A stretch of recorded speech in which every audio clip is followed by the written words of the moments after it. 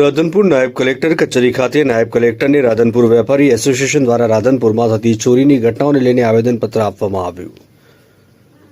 રાધનપુર સેવા સદન ખાતે નાયબ કલેક્ટરને રાધનપુર વેપારી એસોસિએશન દ્વારા આવેદનપત્ર આપવામાં આવ્યું. રાધનપુર ખાતે વારંવાર બની રહી છે ચોરીની ઘટનાઓ પોલીસ પકડી ન શકતી હોય તેને લઈને વેપારીઓની અંદર ચિંતાનો માહોલ છવાતા આજરોજ રાધનપુરના વેપારીઓએ સેવા સદન ખાતે પહોંચ્યા હતા અને આવેદનપત્ર આપવામાં આવ્યું.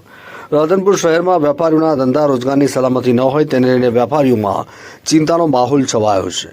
ઘણા સમયથી રાધનપુર શહેરની અંદર ચોરીના બનાવે માઝા મૂકી છે. ચોરીની ઘટના અટકવાનું નામ નથી લેતી ત્યારે રાધનપુર પોલીસ સ્ટેશન વેપારીઓ દ્વારા ફરિયાદો પણ કરવામાં આવી હોય ચોરીના બનાવો અટકવાની જગ્યાએ વધી રહ્યા છે. ચોર ગેંગ પકડાતી ન હોય તંત્ર પાસે પોલીસ બંદોબસ્ત વધારી રાત્રે પેટ્રોલિંગ કરાવવાની માંગણી કરી ત્યારે તંત્ર ન કરી શકે તો વેપારીઓ જાતે રાત્રિના સમયે પોતાના દુકાનનું ધંધા રોજગારીને ધ્યાન રાખવા માટે વેપારીઓને પેટ્રોલિંગ કરવી પડશે. તેના પહેલા તંત્ર કાર્યવાહી કરે તેવી માંગણી કરવામાં આવી. ચોર ગેંગને તાત્કાલિક ધોરણે પકડવામાં આવે તેવી માંગણી કરવામાં આવી. વેપારીઓની ચોરીની એફઆઈઆર અમુક ન લીધી હોય તેવી એફઆઈઆરો લેવાની પણ માંગણી કરવામાં આવી.